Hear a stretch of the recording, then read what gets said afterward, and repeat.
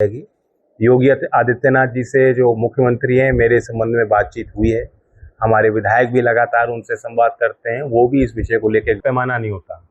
अगर आप जनप्रतिनिधि जनता ने बनाए हैं तो आपको सफलता भी मिली है। और third front, second front, first front, ये सारी चीज़ें बदलती रहती हैं, पॉलिटिक्स है।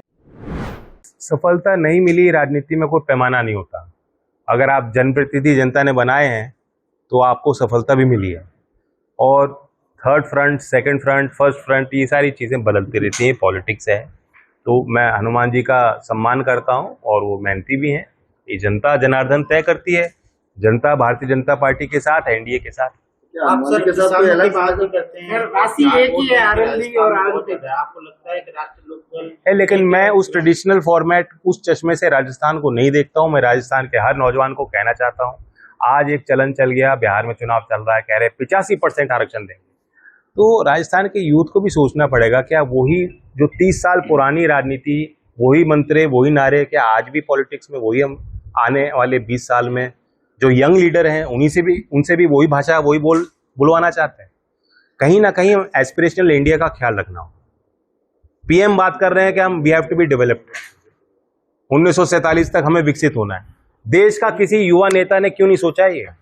देश के विपक्ष की किसी पार्टी ने क्यों नहीं सोचा? क्यों नहीं वो बोलते कि हम कैसे विकसित होंगे? हमारे पास प्लान, कोई प्लान है नहीं। वो सिर्फ मंडल, प्री मंडल, पोस्ट मंडल, वो एक सीमित दायरे पे दुनिया को देखते हैं। मैं जाट, नॉन जाट, एंटी जाट के चश्मे से ना राजस्थान को देखता हूं, ना आपको देखता हूं, ना दुनिया को। सर, अभी आपने बताया कि जिस तरह से हमारे विवाद अभी संवाद है, जो कंडीशन है, जो चल रहा है पूरा समय में, एक तरफ सभी पार्टियां जो मोदी को किसान विरोधी बताने में लगी हुई है, वहीं आपके शब्दों को माने तो मोदी ने जो है किसानों के लिए ये टैरिफ झेली है। तो इस टैरिफ को आप कैसे देखते हैं और क्या? देखिए, सीधी बात है, मैं इस पे अंतर्राष्ट्रीय, क्योंकि मैं सरकार में एक जिम्मेदार पद पे बैठा हूँ, और अगर मैं कोई शब्द बोलूँगा जिसका असर पड़े अंतर्राष्ट्रीय स्तर पे जो हमारी बातचीत देशों में है, वो मैं गैर जिम्मेदाराना ठहराऊंगा। इसलिए मेरी खुद की सीमा, मैं क्या बोलूँ क्या नहीं बोलूँ। देश की जनता, देश की आवाम को मालूम है कि ये देश कभी ना झुका है। क्रूर शासकों को हम लोगों ने झेला, राजस्थान के लोगों ने देखा है, शोषण झेला है और उनके खिलाफ लड़ाई लड़ी। स्वतंत्रता संग्राम में यहाँ के लोग बड़े पैमाने पे आगे आए, कुर्बानियाँ दी। तो अब कहाँ भारत झुकेगा? तो आप बेशक जो आप कह रहे हैं ठीक फरमा रहे हैं कि प्रधानमंत्री जी ने नैतिक निर्णय लिया है, साहसी निर्णय लिया है, और आगे भी हम लोग लेंगे। सर, एक सवाल सर, राष्ट्रीय लोकदल क्या आने वाले विधानसभा चुनाव में सभी सीटों पर चुनाव लड़ेगा? नहीं, ऐसा अभी कोई निर्णय नहीं। आने वाले चुनाव कहाँ है? अभी तो बहुत दूर है चुनाव। Thank you sir. नई शिक्षा नीति में कौशल विकास को जोड़ा है जी, तो देश के युवाओं को कितना फायदा मिलेगा?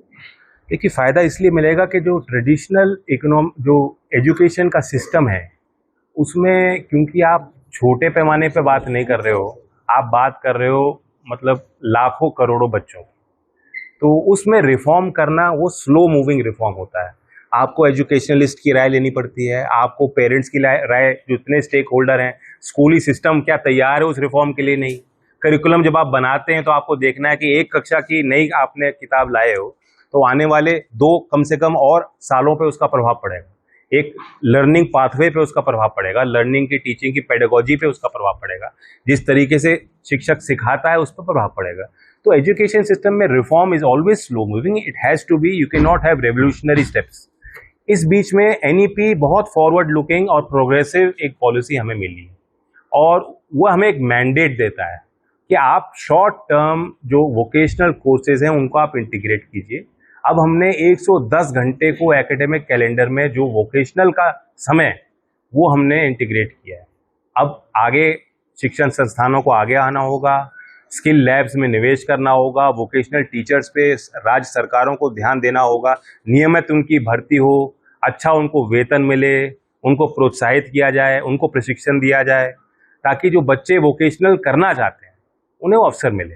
You look at Singapore, you look at European countries, traditionally school में ही बच्चों को ऑप्शंस वो मिल जाते हैं। तो उसी से प्रेरणा लेके एनईपी ने कहा है कि 6ठी क्लास से आप लोगों को, बच्चों को सेंसिटाइज करेंगे। और अब आपको पता है कि यूजीसी ने हायर एजुकेशन में अप्रेंटिसशिप एम्बेडेड डिग्री प्रोग्राम को हरी झंडी दी। अब देश के सभी यूनिवर्सिटीज़ में धीमे धीमे आप पाएंगे कि 50% क्लासरूम और 50% वोकेशनल का एक्सपीरियंस लेके वही डिग्री बच्चा हासिल करेगा। आगे ऑपरेशन सिंदूर अप्लाइड साइंस, देखिए हमारे देश में 90% जो वर्क है ट्रेडिशनल खास तौर से वो हाथ से काम है। तो जो एक्चुअली हाथ से काम कर रहे हैं, जो अप्लाइड वर्क कर रहे हैं, इंडस्ट्री में वर्क कर रहे हैं, उनको डिग्निटी मिलनी चाहिए। वो वोकेशनल से जुड़ी है, ट्रेडिशनल ITI से जुड़ी है, पॉलिटेक्निक से जुड़ी है, और साथ ही फ्यूचर स्किल्स को हमने बढ़ावा दिया।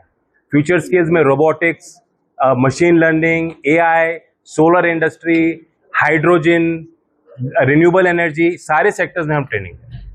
आपने शुरुआत करेगी, क्या मैसेज कार्यकर्ताओं को आपने अभी दिया है? मैसेज ये है कि कार्यकर्ता काम करें, टीम वर्क की भावना पैदा करें, नए लोगों को जोड़ें, यूथ ओरिएंटेड, यूथ पे फोकस RLD का रहना ही चाहिए, क्योंकि एक तरह से हम रीबिल्डिंग कर रहे हैं पार्टी को। पुनः राजस्थान के जिन क्षेत्रों में हमारे पुराने कार्यकर्ता हैं, कभी चौधरी चरण सिंह को देखा, कभी चौधरी अजीत सिंह को उन्होंने करीब से देखा, आज उनमें एक उत्सुकता है, उन्हें हम कैसे दल के साथ जोड़ सकते हैं। तो ये एक प्रयास है, सभी संभागों में कार्यक्रम हो, हमारा संगठन का फैलाव हो, सभी जगह जिलाध्यक्ष हों, वो अपनी टीम बनाएं, फिर धीमे धीमे जो वर्कर हैं उनकी सरकार में जो समस्याएं हैं उनका निराकरण करने के लिए आगे आए। हमारे जनप्रतिनिधि सुभाष जी काफ़ी अनुभवी हैं, सेकंड टाइम जोगेंद्र रवाना जी विधायक रहे, प्रदेश अध्यक्ष हैं, और जो उनकी टीम राज्य में इन्होंने बनाई है वो भी इसमें असरदार हो। तो ये कोशिश है, जब जाते हैं तो संवाद होता है, कार्यकर्ताओं ने विकास संबंधित भी कुछ सुझाव दिए, यहाँ शिक्षक समाज भी आगे आया, और कुछ फार्मेसी के रिलेटेड कुछ रिफॉर्म्स को लेके कुछ शिकायतें थी, तो उन्होंने अपनी बात की। सर, लोकल बॉडी इलेक्शन है तो उनकी तैयारियां भी आपकी पार्टी कर रही है, क्या अलायंस में लड़ेंगे या? लोकल बॉडी के इलेक्शन में एक्चुअली वो जमीनी इलेक्शन होता है, जमीनी चुनाव होता है, जिसमें लोग भले पार्टी लाइन पे उस पे मतदान ना करें या पार्टी से जुड़े हुए ना हो, लेकिन वो अपनी मेहनत उनकी बरकरार रहती है और निरंतर वो लोगों के बीच रहते हैं। वही पार्टी का आधार हो सकता है जो गांव के वोटर हैं, जिन्होंने गांव में मेहनत कर रखी है, और गांव के वे बुनियादी चुनाव जो लोग लड़ेंगे उन्हीं में से हमें आगे टैलेंट मिलेगा। तो ऑफ कोर्स पार्टी टारगेट करेगी उस चुनाव। बेसिकली आप उधर मोदी जी के साथ हैं, इधर तीसरे मोर्चे के रूप में उभरने की तैयारी है, जैसा कल अवाना जी ने इंटरव्यू में भी कहा है। नहीं, वो अवाना जी ने कहा है, मैंने नहीं कहा। तो लेकिन आपको सुप्रीम तो आप उसी पार्टी के। मैं लोकतांत्रिक व्यवस्था से जुड़ा हुआ हूँ, इनको आजादी है कुछ, ये खुद भी सोचते हैं और कहते हैं। संगठन की तरफ से मैंने कहा है ये अपनी मांग रखेंगे, प्रस्ताव रखेंगे, हम लोग फैसला लेंगे। जयपुर में आयोजन हुआ आपका पार्टी का, उसमें कार्यकर्ताओं या अध्यक्ष साहब की तरफ से कहा गया कि सिंबल का एक मान्यता से संबंधित राज्य स्तर पे चुनाव आयोग को निर्णय लेना होता है और अलॉट करना होता है सिंबल। वो टेक्निकल एक इशू है जो हमें रिजॉल्व करना है। सर, आपकी पार्टी किसानों को समर्पित रही है, कई राज्यों में बाढ़ आ रही है, गन्ना के मूल्य को लेकर के यूपी में कारोबार बढ़ाने की मांग। नहीं, देखिए केंद्र सरकार ने फेयर रेम्युनेटिव प्राइस हर साल बढ़ाया है, और मुझे लगता है, मुझे पूरा विश्वास है कि उत्तर प्रदेश सरकार भी इस बार SAP को जो किसान की उम्मीद है उसी के अनुरूप बढ़ाने का काम करेगी। योगी आदित्यनाथ जी से जो मुख्यमंत्री हैं, मेरे संबंध में बातचीत हुई है, हमारे विधायक भी लगातार उनसे संवाद करते हैं, वो भी इस विषय को लेकर गंभीर हैं, और किसान का किसी भी विषय पे हम अहित नहीं होने देंगे। अंतर्राष्ट्रीय स्तर पे भी जो बातचीत चल रही है, आपको मालूम है कि क्या कारण, पर्दे के पीछे क्या कारण है कि चीज़ें नहीं बन पाई। जिन देशों के साथ हमारे अच्छे संबंध थे, प्रधानमंत्री ने 2 टूक कहा है कि हम किसान के हित पे समझौता नहीं कर सकते। यानी अंतर्राष्ट्रीय व्यापार में जो बड़ी ताकतें हैं वो चाहती थी कि भारत अपने दरवाजे खोल दे और सस्ते दरों पे जो वो पदार्थ, जो प्रोडक्ट वहाँ के फार्मर बना रहे हैं यूरोप में या US में, वो यहाँ मार्केट को फ्लड कर दें। तो हमें बड़े संवेदनशील तरीके से फैसला लेना होगा। जब हमारे किसान की फसल तैयार है, उसके निर्यात को हम प्रोत्साहित करें, बाहर के आयात को हम रेगुलेट करें। ये भारत सरकार की एक नियंत्रित पॉलिसी रही है। किसान को ही फोकस करेंगे, पूरे देश में किसान पे ही फोकस होना ही चाहिए। एग्रीरियन बेस जो है अभी भी कंट्री का बहुत मजबूत है। चौधरी चरण सिंह की आइडियोलॉजी, उनकी फिलॉसफी भी जो हमें गाइड करती है, वो भी हमें ये बताती है। और अगर वहाँ पे हम रिसर्जेंस देखते हैं, जैसे आप देखते हैं क्रय शक्ति आज जो है भारत की अर्थव्यवस्था अनुमान से ज़्यादा तेज़ी से बढ़ी है और महंगाई काबू में आई है, उसमें बड़ा योगदान ग्रामीण क्षेत्र के उपभोक्ता, ग्रामीण क्षेत्र के जो उत्पादक हैं, जो किसान हैं, ये उनका है।